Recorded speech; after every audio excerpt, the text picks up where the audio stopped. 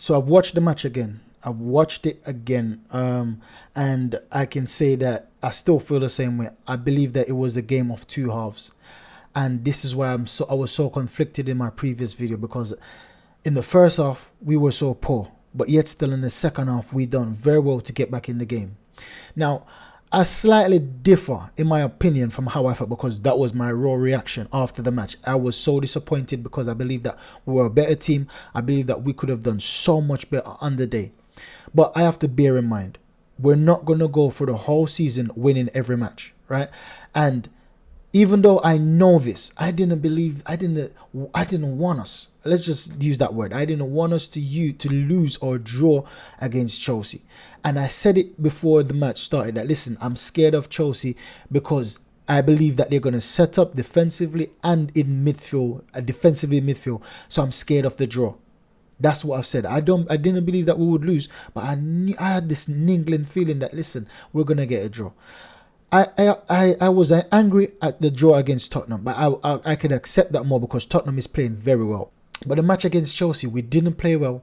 We let Chelsea, they're not in form right now. They're very poor right now, and we let them draw with us. So all in all, I believe that we have to take the point and just move on.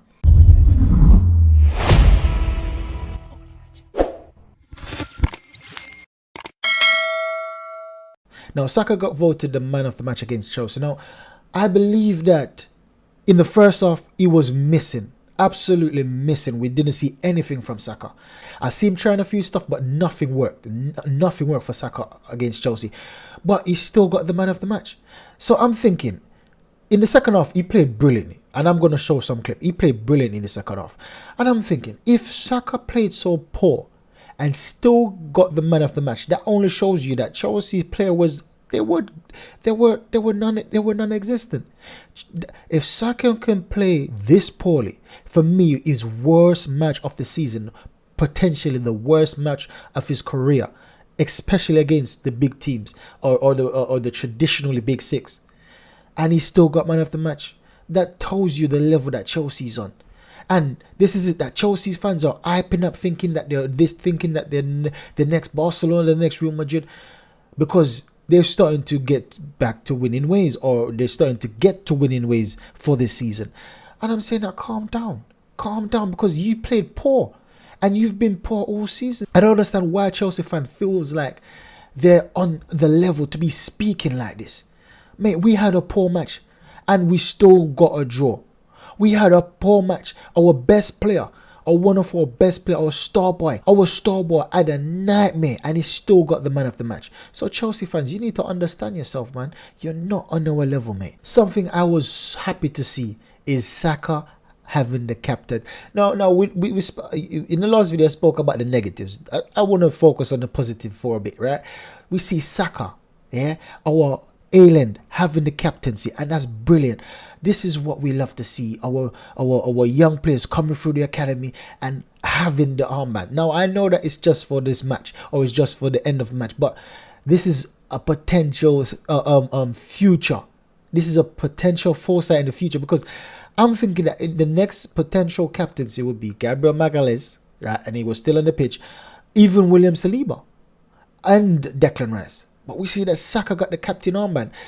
And for me, I felt happy. I thought, when I see this, I felt happy. Even though he had a bad match, I felt happy because I know that he's not going to let one game define him. Saka is not, this is his mindset. He's a very determined guy. He's not going to let one match basically derail his entire career that he's having so far. So I believe that he's going to be stronger for the next match. He's going to be better, because he's going to be out to prove the doubters wrong. I'm one of them, because I was so disappointed in his first half performance. But in his second half performance, that's when he's starting to pick up. He's starting to play like the Saka I know, and that's all I wanted from him.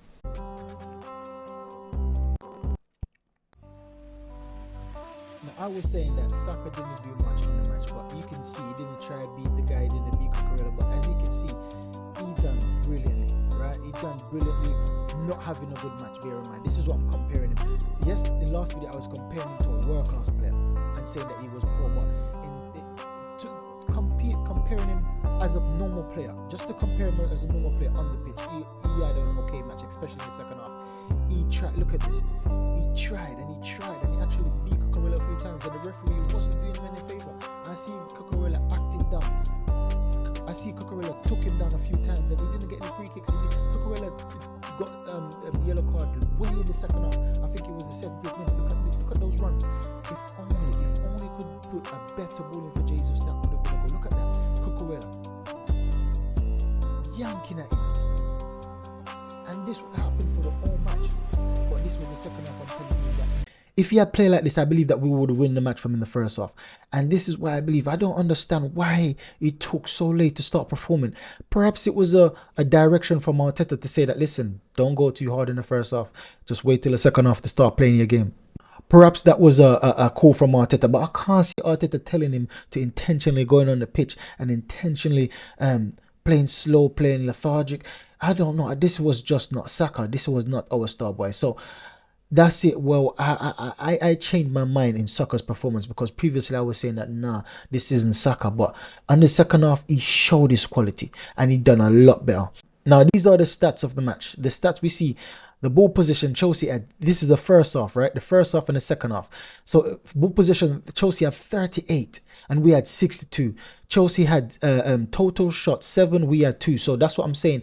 These stats contribute to changing my mind, because we had more possession of the ball. Even though we had mostly in the defensive area, we still had control of the ball most of the time.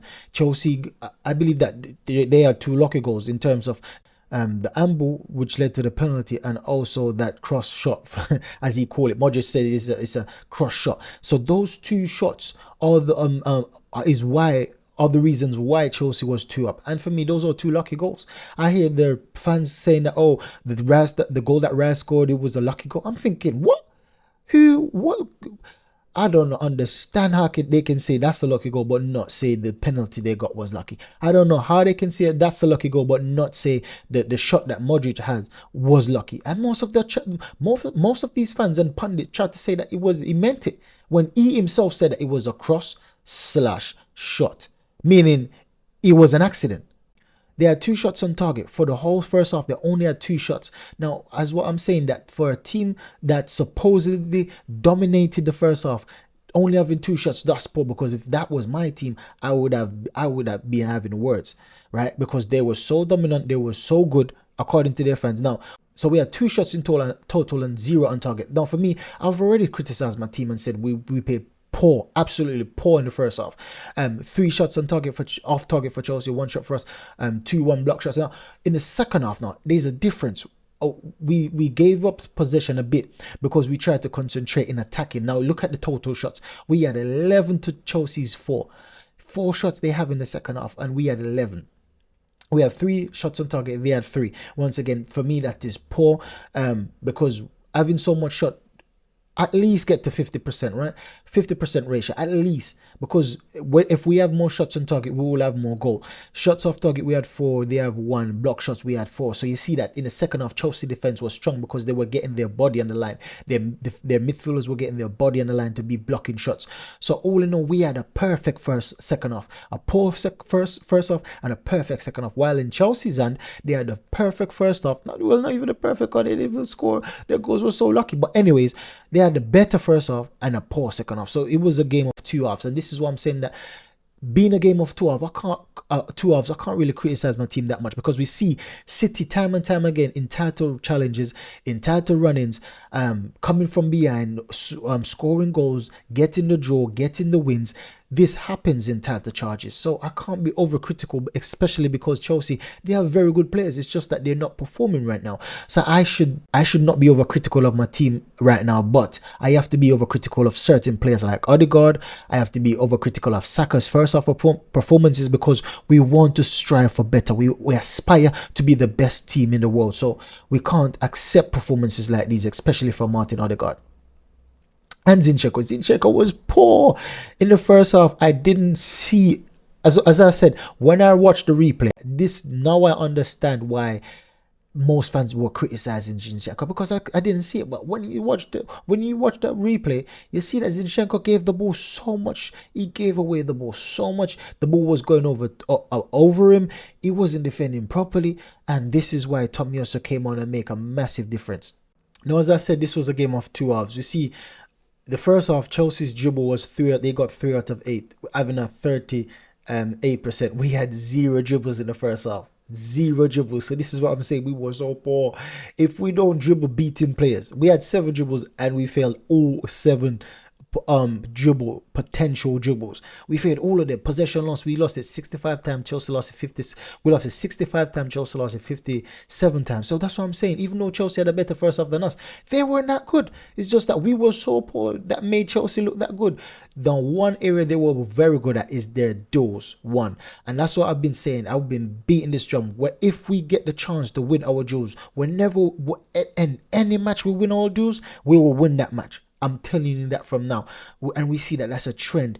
This is why you see Arteta always focus. Whenever he has press conferences, post-match press conferences, he always say, if we lose or draw, he said, oh, because we didn't basically do much. We didn't do good in the duels, right? So duels are very important, especially to our team, because we are such a high pressing team, and because of the way we play, duels are very important. When we can get back on the front foot, that's very beneficial for us. Now, in the second half, we see that Chelsea's dribble dropped. They completed 1 in 4 dribble at a 25% ratio. Now we had an 6 out of 8 having a 75% dribble. So you can see that Chelsea's best performance in the first half comparing to our best performance in the second half, we overshadowed them.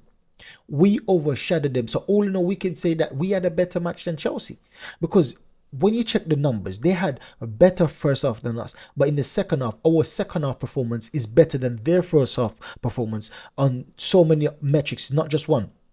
Possession loss, they lost the ball more times than us in the second half, even though it's 3 times. Now, when you look at the duels one, this is what I'm saying. Even though they have Caicedo, even though they have Enzo, even though they had Conor Gallagher, because Declan Rice dropped back into the 6 and we bring on Smith Rowe, and Declan Rice start cleaning up, we see that we're starting to win more duels. We bring on Kai Havertz, his aerial ability.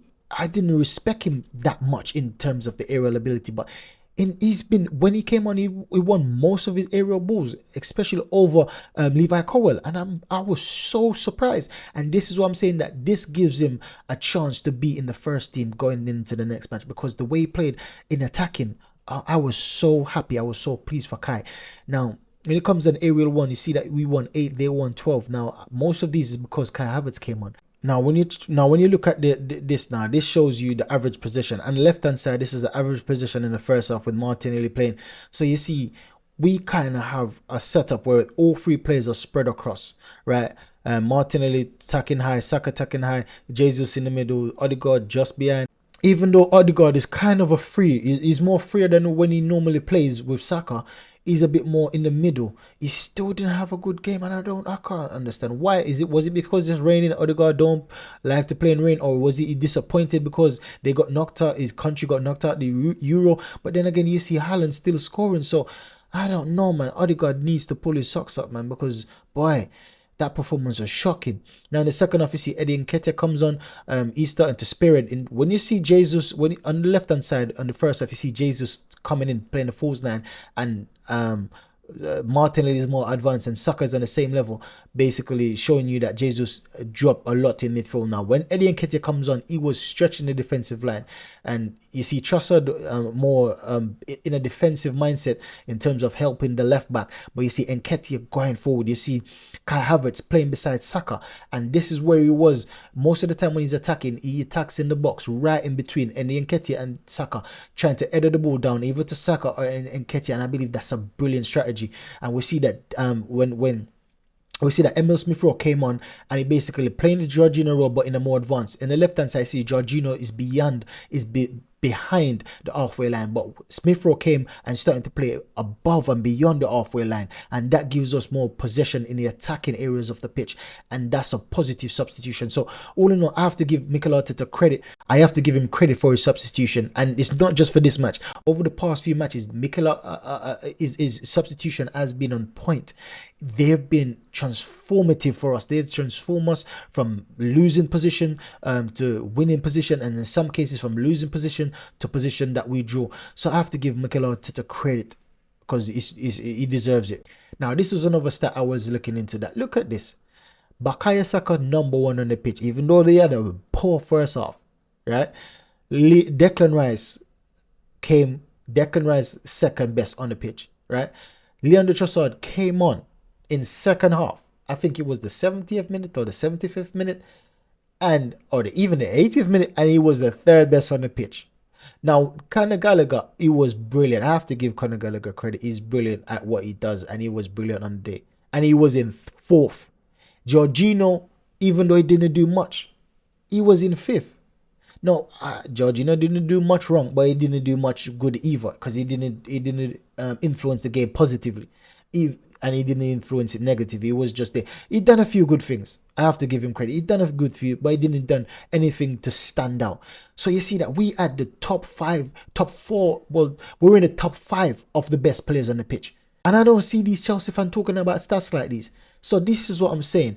All in all, it was a match of 2 halves. And overall, we were the victor. We were the victor because our best half performance in terms of the second half is better than Chelsea's first. So I have to give the boys credit for galvanizing, for the persistence to come back. But I am still disappointed that we drew with Chelsea in the first place, because the position they are, we should have been taking advantage. We should have taken advantage of. They're in the mud right now. Yes, they're coming back to life, but they're still in the mud. And we should, because we're the unformed team, we should be going there. We should be bossing them around. We should be taking control. But that's how it goes sometimes. Sometimes you'll not turn up, your players not turn up, and we still need to win ugly or at least get in a draw. So that's the video there right now, guys. Make sure you like, subscribe, and share. Help me on my journey to 100 subs. Catch you in the next video. Goodbye.